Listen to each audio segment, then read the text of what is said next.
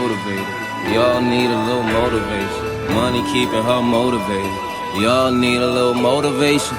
Money keeping me motivated. We all need a little motivation. Money keeping her motivated. We all need a little motivation. Keep all the real niggas motivated.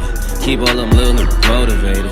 Maybach 600, it drove her crazy. Sure they gon' do it, she motivated. I've been neglecting the rover. What's going on, everyone? Welcome to another episode of the Smooth Podcast, simply motivating others onward through hope. Here to the left of me, I have an entrepreneur and a 9-to-5 career-oriented person just like myself. Here to the left of me, Lateef. How are you, man? I'm good, Ray. Pleasure to be here, man. Seeing you doing your thing. Really happy to be here. Yes, sir. Me and Teef have a bunch of business endeavors. We have a really great relationship with someone who I talk to for advice, and he does the same. And for the people that don't know you out there, how would you kind of sum yourself up in a package if you could? I would say I'm a man of morals. I'm a very charismatic person. I like to have a lot of fun. I don't take myself too seriously. I think a lot of people, when they see me, they think that I'm a little uptight, but I'm not. Also, I keep a good network of people around me, people who think like-minded like as myself. That's why, me and you are pretty good friends. And yeah. And so with Lateef, and we'll get into a lot of his things, he's an engineer. He does a bunch of events, and someone that's been on like the 9-to-5 way with my career and doing events. He's someone that I can often bounce ideas with, and we kind of are going the same path when it comes to juggling multiple things at once. Lateef, let's start off with your early life. Where were you born and raised? I was actually born in Houston, Texas, but I was raised in Providence, Rhode Island. You were born in Houston? I was born in Houston. That's why I'm a big Houston Rockets fan. Oh, man. Jesus, I didn't even know that. And so what made your parents, I guess, move from Houston to Providence? Well, my parents came down here to find a way. They came to America for more opportunities. They came to America before they had me. Once they had me, they moved to Rhode Island because they had a network of people that they knew in this area. Growing up. Where were they from? They are from Lagos, Nigeria. Mm-hmm. So there was a network of people that were here, Nigerian Muslims. I'm also a Muslim as well. So they would have a support group to be able to follow their dreams and to be able to raise their kids to be able to do the same. And what's a little bit interesting about that is, from what I've seen and what I've heard, there's actually a huge Nigerian population in Houston. Now, was it specifically the Muslim aspect which made them come to Rhode Island, and maybe there wasn't enough Nigerian Muslims in Houston, or? No, there's a lot of Nigerian Muslims in Houston. Okay. They specifically came to Rhode Island because their friends were here. Their actual friends, yeah, gotcha. They had their support group. My mom has a lot of siblings, and she had a few that were living in this area, so she came out here for support and to be able to have that help. Got you. And so, what was it like growing up? I grew up in a very strict household. My parents, no frills. They played no games. Everything was education first.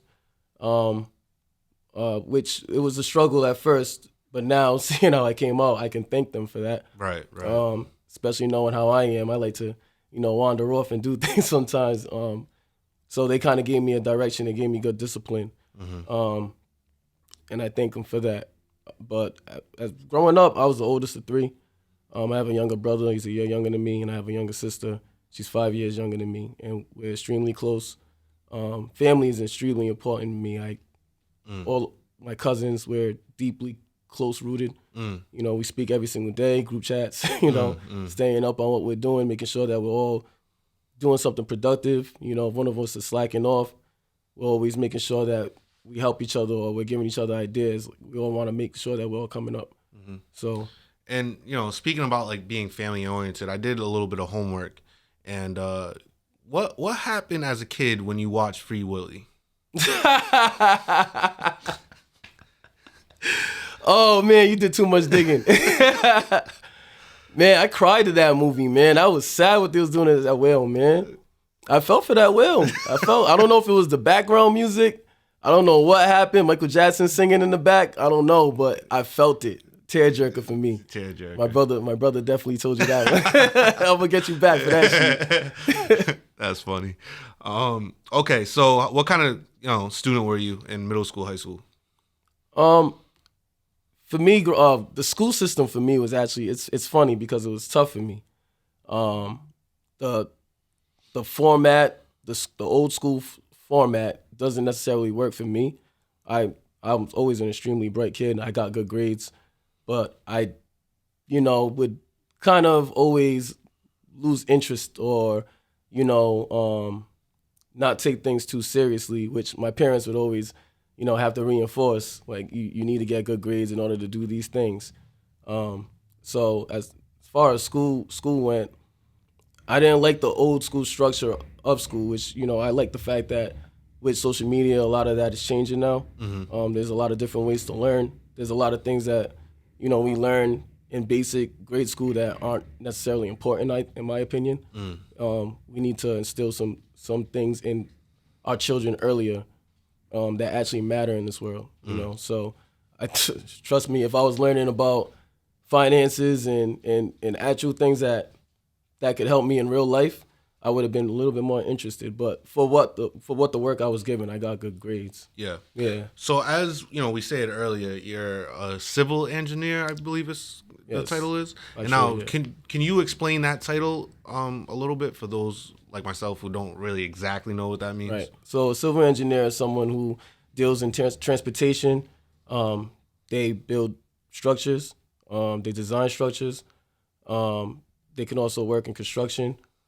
Doing construction management, stuff like that. That comes with civil engineering. That's not necessarily what I'm doing now, but that was my trade. That is what I went to school to do, and I got my bachelor's degree in it. Okay. And now, did you have a passion for that, or what was it?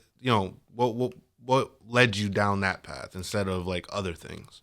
So, in high school, I was fortunate to go to a charter school, Times Square Academy, the first graduate class. It was a struggle in terms of resources and things of that sort, but there were some things that were good that they had set up. I was able to do an internship in the 11th grade at a firm called the Maguire Group in Providence, and I was able to, shadow and engineer while getting paid. But I had no idea what engineering was. I had no idea what civil engineering was, and that opened my eyes to it. And I was really intrigued by it. It was just new. It was something that I didn't even know existed. It wasn't necessarily my first choice.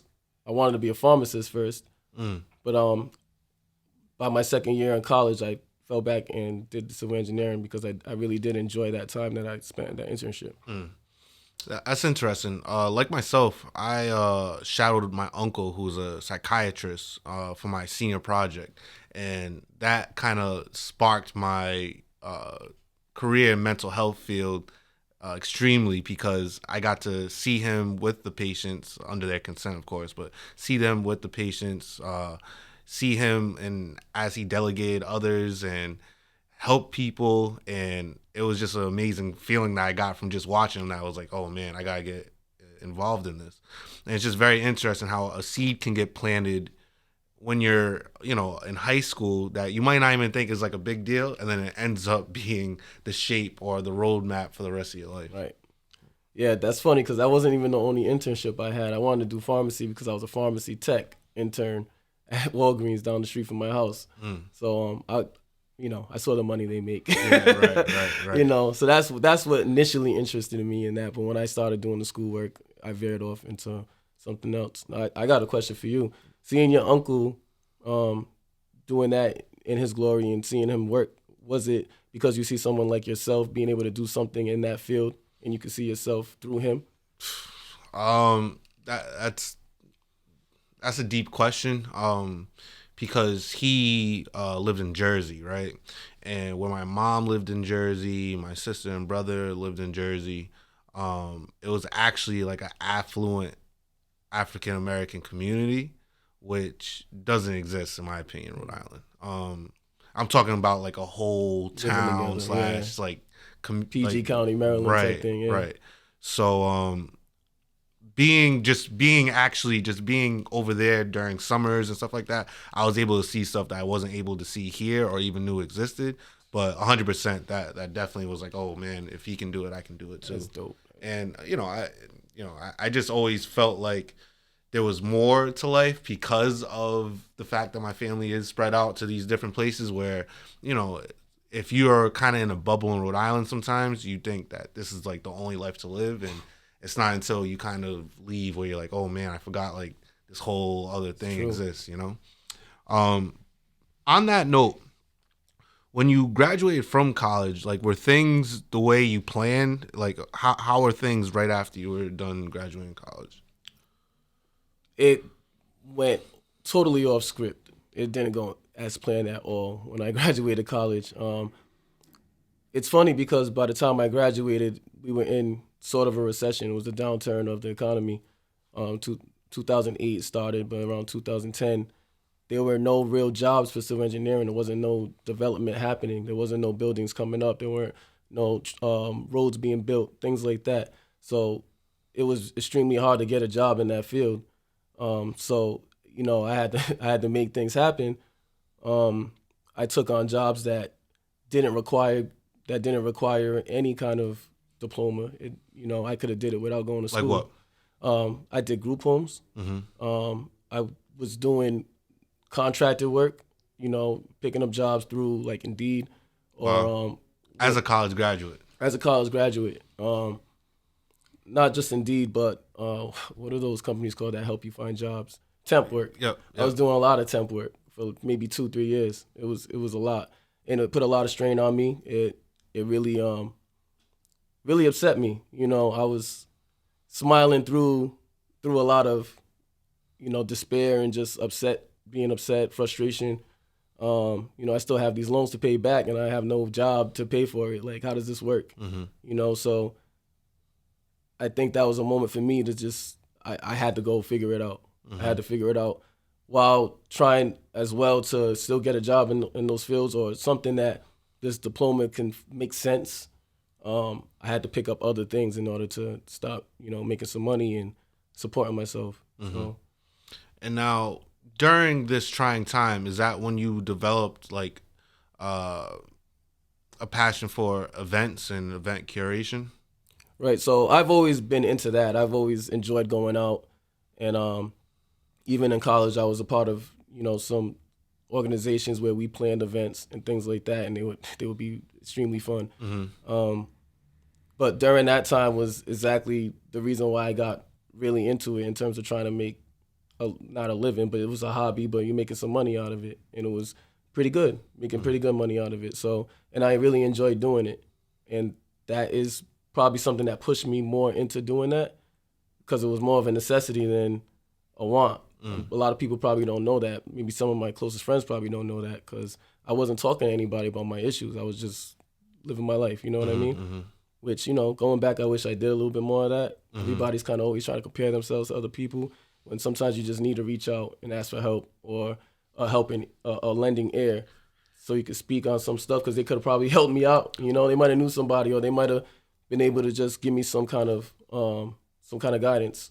Well, I think another thing that it does is that you realize that what you're going through, 80 other people are going through. Yeah. But sometimes you can get inside your own head and think that you're the only one with those problems. Yeah. And especially if you're, whatever you want to call a public figure or whatever the case may be, where it's like you feel like people are going to uphold you to a certain standard. And if you ever fell below that standard, like, your kind of name is going to get tarnished or whatever the case may be. Like, that's a real thing. And, us as just human beings, we do have to kind of provide a little bit more warmth and empathy for people that, might not be, they can be great one day and then fall on hard times the next. And, I think we should kind of treat people the same and kind of provide that like safety of, especially with close friends, to allow them to tell us when they're having that downward spiral and things of that nature. I realize everybody has peaks and valleys. Mm-hmm. Like, you can't get lost in how things look. Mm-hmm. Everybody's human, And no matter how successful you may think somebody is, or how happy you may think somebody is, they're dealing with their own stuff, you know, and you can't judge yourself or feel like you're lesser than, or whatever the case may be, based on how things look. You know, if you need help, you should ask the people that care about you. And so it's very interesting because your story so far is kind of mirroring mine in the case of after I graduated from college. Mind you, I graduated from Boston College, one of the top universities in America, right? And so I'm thinking I'm about to come out and smash. However, what I failed to realize is just the psychology field in general. You don't really make a decent amount of money until, one, you get experience, two, you get extra degrees under your belt. So when I got out of college, mind you, again, because I'm paying these student loans, so that's why I keep on saying, like, Boston College, I was making $12 an hour at a group home as well. So it's like the same thing. It's like legit the same thing. You know, this area is nothing but group homes. Shout out to Josh, actually, Meadows, because he actually had to get me the job. I couldn't even get it on my own. He had to advocate for me and got me the job. But it's just it's very similar to your story so far. And then I started doing events, so that's extremely funny. What were some of the more successful events that you were part of early on? I'm talking after college, when you were kind of, trying to figure things out. I think a lot of it early came being a part of a group called Power Circle. Shout out Josh Meadows, shout out Kazim Adadarian. Did a lot of good stuff out here. We do a lot of big parties, a lot of concerts, bringing Fabulous down. We did Hot Night when it was the Dunkin' Donuts Center, with Fetty Wap and, when Fetty Wap is hot. Fetty Wap, Young Thug, and A Boogie, and that was an amazing thing to see. It's funny because when you're in it, you're thinking that you're just gonna keep, it's gonna get better and better. But when I look back at it, that was a major feat. Yeah. Sometimes you just kind of like, you're so stuck in the moment that you don't realize it. You know what I mean? Aside from that, we just threw a lot of major parties in the city. Yeah. So and for my younger audience that might be listening, so Providence nowadays, there's a lot of like lounges and restaurants and things of that nature that people go to on a weekly basis. I would say approximately maybe like 10 years ago, it was more so one-time bigger events that people would, come together to throw. Power Circle was definitely one of the groups back in the day where when they would throw an event, it was like a big ordeal. Like it was a moment. Same as Front Runners. Shout out Front Runners. Same as shout out Stay Silent. Obvious. They're still going. Yeah, they still out here rocking. But it was like when flyers would drop back in the day, it was an actual moment. It wasn't like something you just keep on scrolling by, which is it's completely opposite now. But I used to be in the mall passing out flyers. We used to do that. Like I'm talking about ground level work, and it worked. Like people would actually come, being charismatic, trying to get people to come to these parties. It was a real intimate feeling back then. It wasn't just posting a flyer on a website. Actually, Power Circle so the events that I had nothing to do with in that category, through top 3 parties I've ever been to. And it was the one that was outside. It was like half outside, half inside. When it was Simon's or Club X. I think it was like a summertime type theme to it. We had Campbell's perform there, I believe. Yeah, that was one of those ones. Okay, so moving forward, right?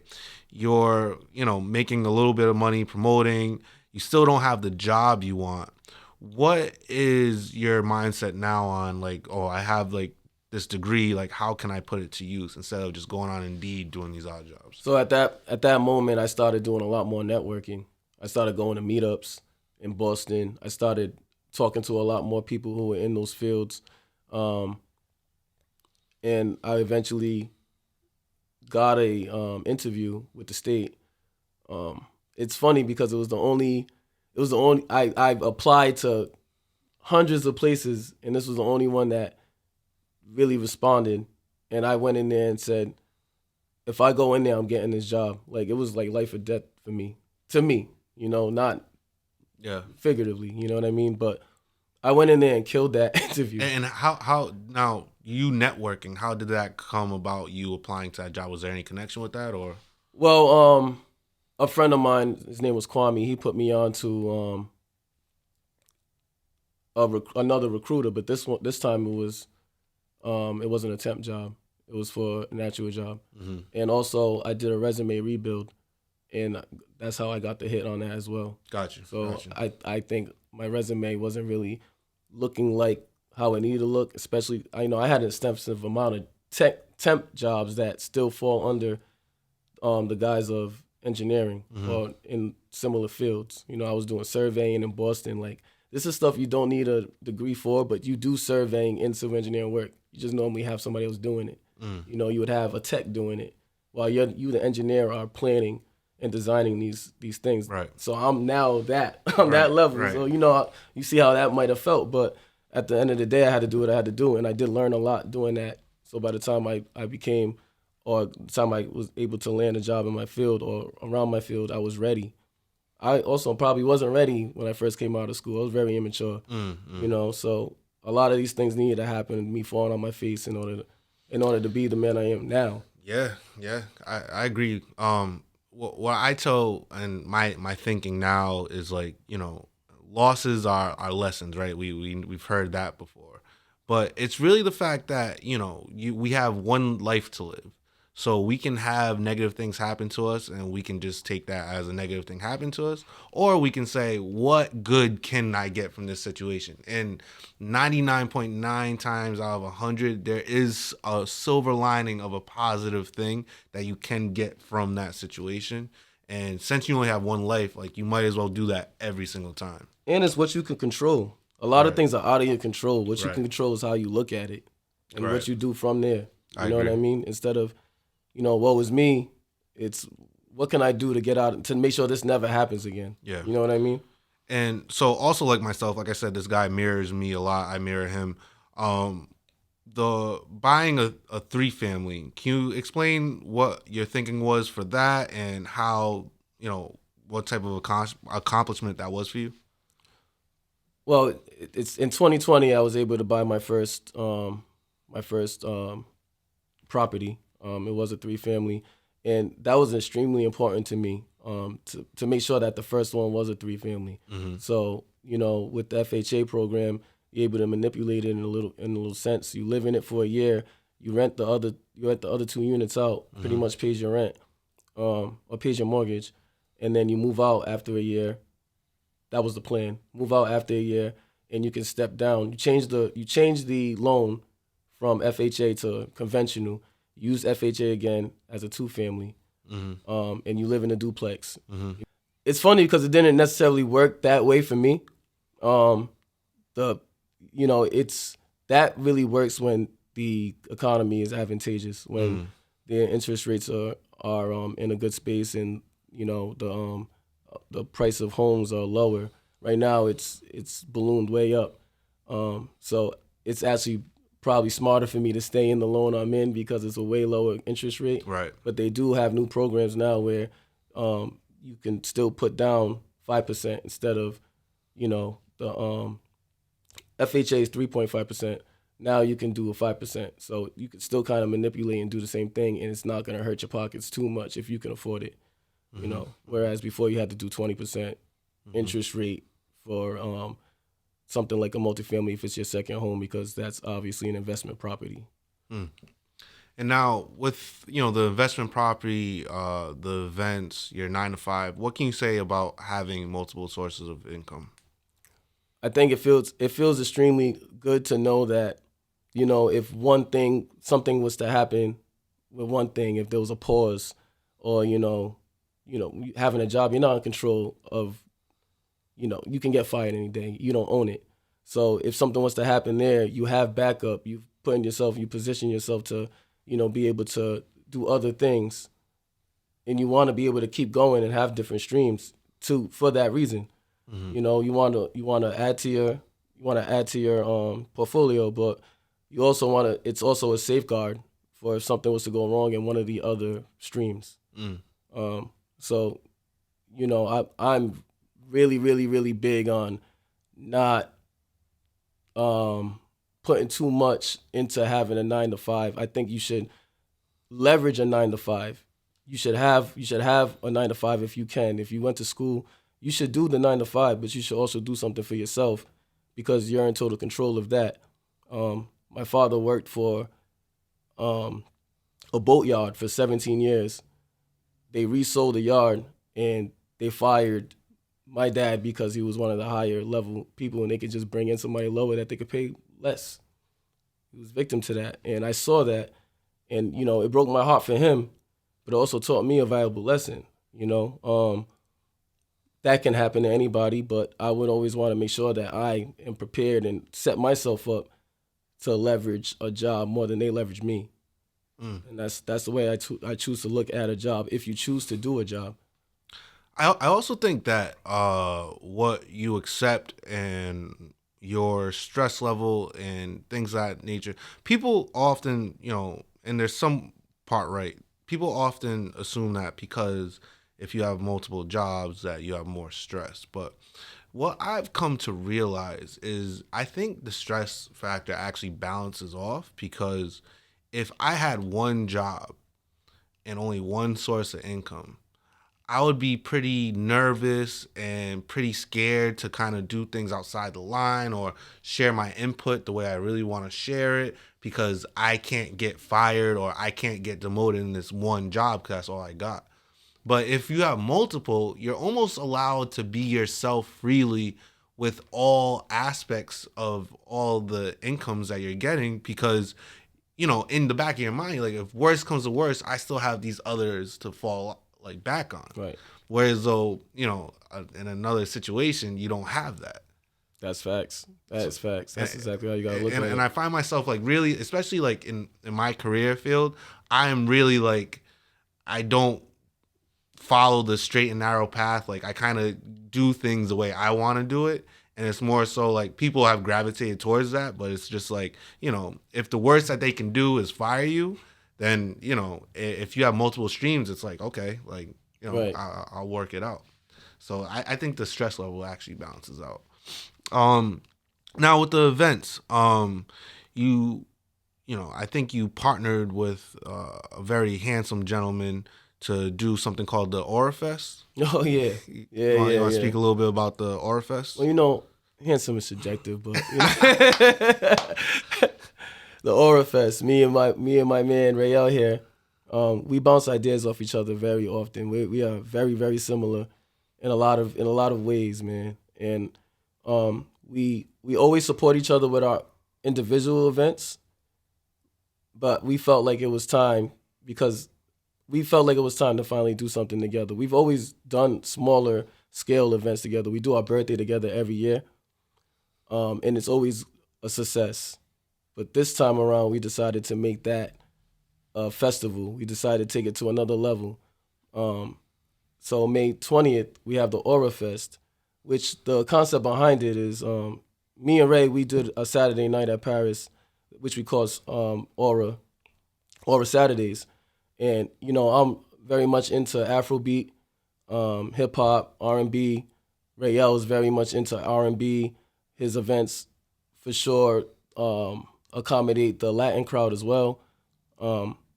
So we always felt like our event was an infusion of all these different genres.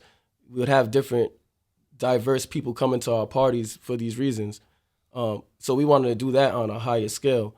So the concept behind it is we have these glow sticks, or these foam sticks that have different colors that represent the different genres that we're accommodating at that party. So, you know, we'll have, you know, just for example, red for Afrobeat. We'll have green for Latin, and so on and so on. And we have the hottest DJs in each of those genres to be able to accommodate those people for that reason, as well as them being able to experience the genre that they're, you know, that's not their main genre. So ORIFEST, May 20th. May 20th is actually Rayel's birthday, and May 21st is my birthday. So we're doing it again. We're coming together for this party. But it's going to be bigger than any other one that we ever threw. Mm-hmm. And we're really excited for this one, man. We tapped into a lot of creativity on this. And again, like he said, when you're passionate about something, it just kind of flows.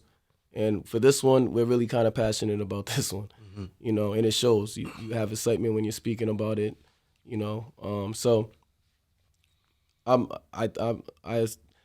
planning on it being a great time, and I'm just happy to see this come to fruition. So in a couple of weeks we'll be there and we'll have a good time there, man. Bring our birthdays in together again. And to kind of make it full circle, so you have the versatile style imprint, which you do the events on, and you have this big event, ORIFEST. You have the real estate going on where you have a 3 family. And now currently your career, what is your current title in your career? Okay, so right now I work for Rhode Island Energy. I work as a pipeline compliance manager, inspector, manager. I manage myself. I don't manage other people, but it's considered a manager.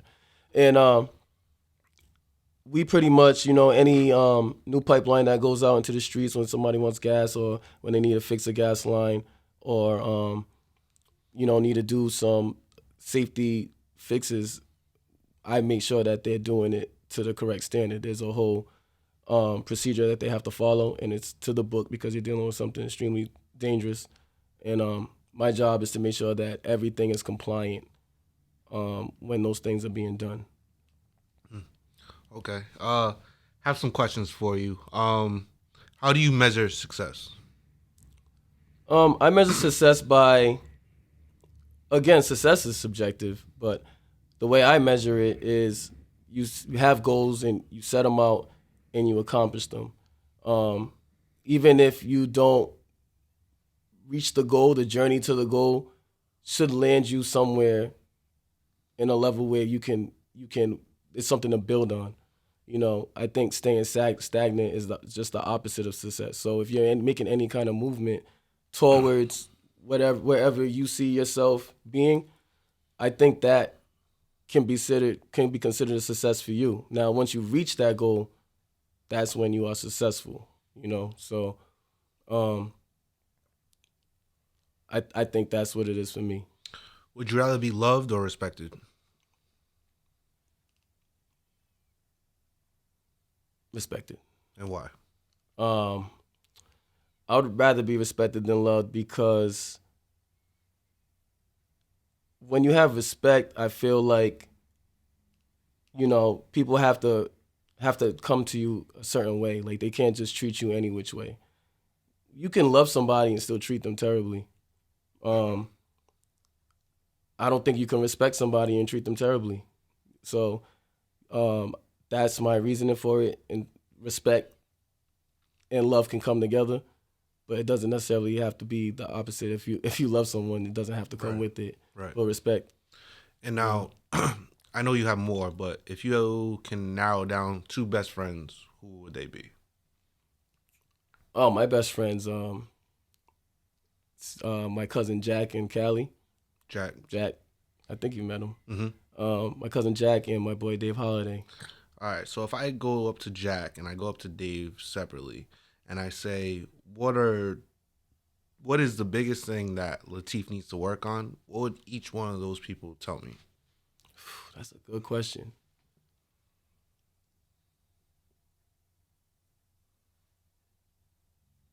I don't know. I got to think of that one. Let me think.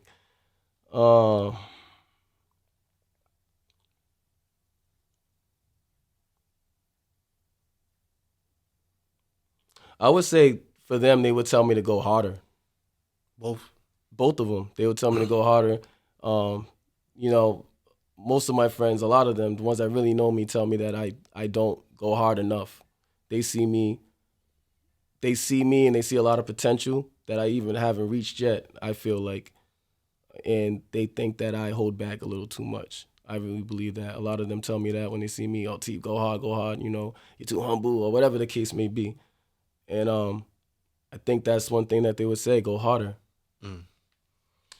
And now, who or what has been your biggest inspiration thus far?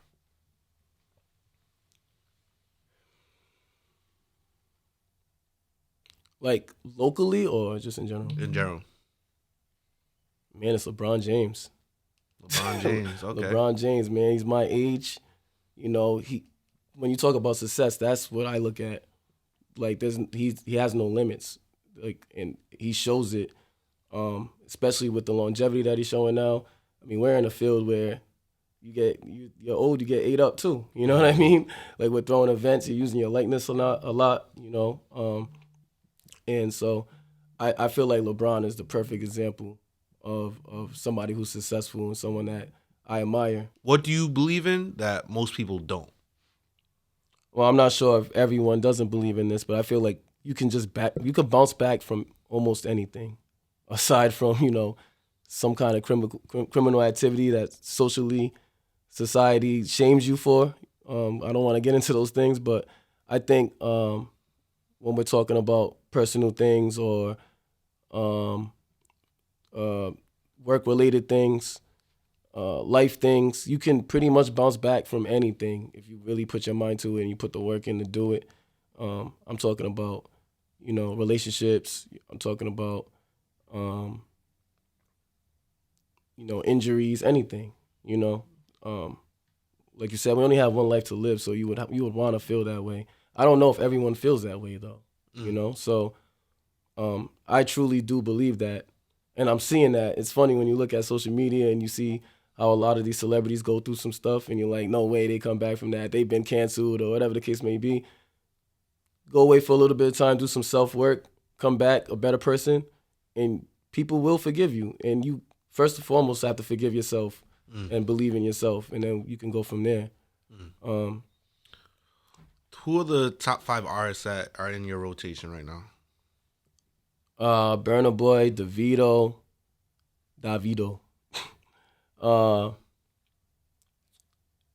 Asake. It's a lot of Afrobeat. Jay-Z, always. And the 5th one I would say is SZA right now. Okay. If you could live in any city, where would you live and why? And now, mind you, you could bring like all your friends, all your family to live in the city with you. So that doesn't change. Your job would be in the city. What city would you pick and why? Realistically, it would probably be Houston.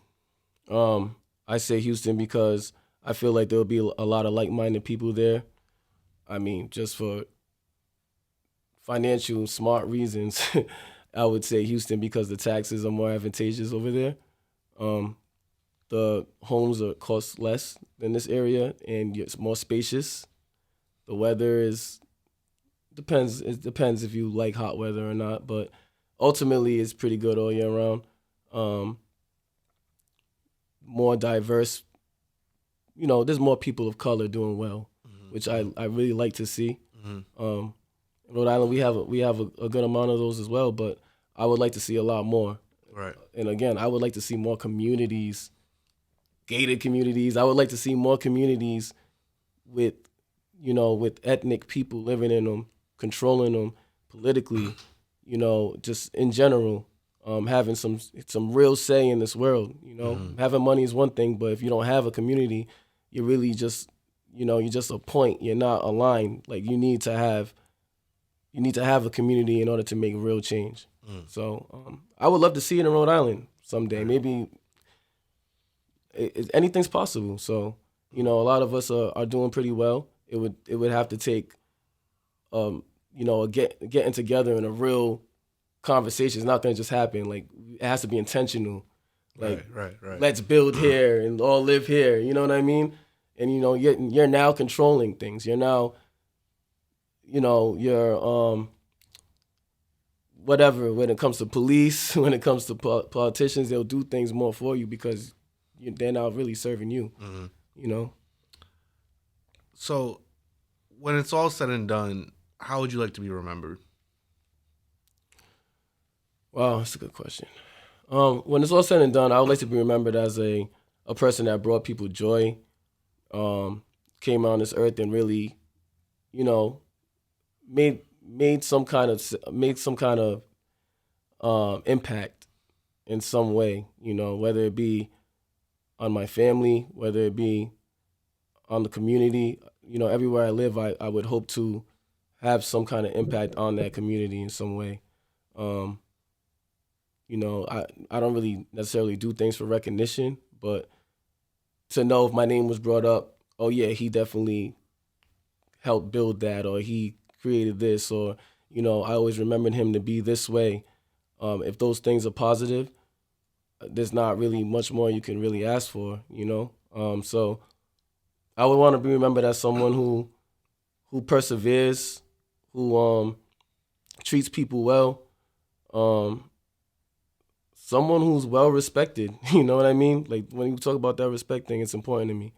Your name is your name, so you have to make sure that you got it because you only have it, you know? So if I was to pass, I would just hope that people, when they bring my name up, they would say, they would have that feeling like Lateef did something out here. I remember him doing his thing. I remember him, you know, anytime they asked me for help, I helped them with something, you know, whether I helped somebody get a job. I do that often because I remember when nobody was there to help me do it. It's really important to me to do things like that. So, but I don't do it for recognition. I just do it just because it's the right thing to do. Right. And it fulfills me to do it. It feels good to me, regardless of what it's doing for the other person. It makes me feel good to do that, you know, so. And now, opposite of right thing, what was your most regretful purchase? My most regretful purchase.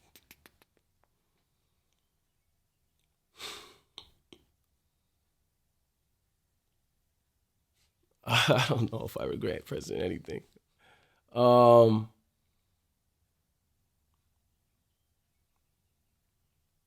I don't really regret my purchases, man. I'm not gonna lie to you. No, so not one. Back in the day, something that you bought that you don't really use like that. And you Oh, thought I you mean, were I using think a lot. I would say, like, back when I was really struggling, I remember buying these Gucci shoes and it was not in my budget. Right. And I shouldn't have done it, but I was so concerned about the look of things. And it was just, you gotta, you know, I wear these things now because I can afford to, I would say. You know, I don't really go too hard on spending money on things, but, you know, that's why I work hard to be able to do what I want to do. But at that time, it was for a look. Right. I'll admit that. And you can't do things for a look. You got to do it when it's your time to do it. You know what I mean? I remember when I was in college, I had $700 to my name, and I bought a pair of Pradas for $600. Like, I remember like it was yesterday. Did it do you any justice? I had $700 to my whole name, and I bought a pair of Pradas for $600. Hope you wore them every day, man. Every formal event, Right. I was out there. Yep. Do you have any questions for me? The question I have for you is, where do you see yourself taking your events in the next 3 years? Next 3 years. Probably cut back on a lot of them. I'll probably a lot of the events that I do would be more so helping other people do events through like VL, you know what I mean? Like be more of like the program manager and stuff like that for VL. My brunch will still be at Paris. Sells itself now. Arm brunch, my event Arm brunch, I'll still be doing. Smooth Sundays will transfer into like a once every holiday, you know what I mean? And then ORIFEST, and besides those events, that would be it. That would be what I'm doing. Something I forgot. I think that we should touch on it because a lot of people see us, you know, and they watch us. They think, you know, I think they have high regard for us and, you know, what we do. But a lot of people don't know how it works. You know, me and you recently, you know, we talked about legitimizing our business because, I mean, I've been doing this for 10 years now, and it was always cash. I'm not gonna implicate myself, but yeah, it was always cash. It was a cash business, you know, and you know, we talked about actually starting the business and, you know, running the money through businesses for certain reasons, and I think we should probably tap into that so people can know, like, this is not just some kind of I'm just going out drinking and having fun all the time. This is a legit business, and if you really put the work in, you can make it really lucrative for yourself. So promoters, you know, usually they'll get what they get paid, whether it be the door, percentage of the bar, however they structure their deal. It's usually cash at the end of the day that they receive. Lateef, like myself, have actual LLC event businesses that now these venues are writing us a check for our services. Now, what you can do is pretty much endless, but in the grand scheme of things, let's say if your job, say if you had a 9 to 5 and you made $50,000 profit on your 9 to 5, and then over the course of 2 years you have an event business that your profit is also $50,000. At the end of the 2 years, what you would be able to do is now say, okay, I'm making 50 here, I'm making 50 here, and banks and mortgage loans and things like that would analyze your deal as you make $100,000 a year. Now, obviously, you gotta pay taxes, and there's a bunch of headaches that go into that. But in the long scheme of things, your buying power legally is now way higher than if you would just get the cash, because no cash can be counted when you're talking about buying houses and buying real estate and buying other things and just getting accepted from loans in general. OPM, it's other people's money. You want to be able to borrow money in order to leverage and use it for the things you really want to do. Or you don't want to really be spending your own money to go on to do these big ventures. Even taking trips and doing things like that, it can come out of that business account. You can write it off. Yeah. So things like that. The key is always whenever you want to do something big, whether you're buying property, whether you're, even if you want to have a concert or something, you want to leverage other people's money, and they have to be able to trust you. They got to be able to know that you can build a business, that you can make some money and maintain some money. So it's, you have to pay taxes. It's always cool to have shoe bus money, but at the end of the day, it doesn't really get you to the higher level of things. It just you kind of plateau there. You know what I mean? You got to have your money working as well while you're working. You put it into other investments, so the money actually has its own legs instead of just sitting under a mattress somewhere or whatever the case may be. So it took a little while for us to get there, but we figured it out, and and more power to you, man. Thank you. I just more success to you, man. Like, and I love our relationship because, like, as a listener, you can tell how much stuff we actually have in common, even like currently, like all the things that we have going on. And I'm really excited to see your future steps. I know you're going to be stepping into some big shoes pretty soon. And, I wish you all the success in the world, man. Thank you, man. I appreciate it. Until next time, stay smooth.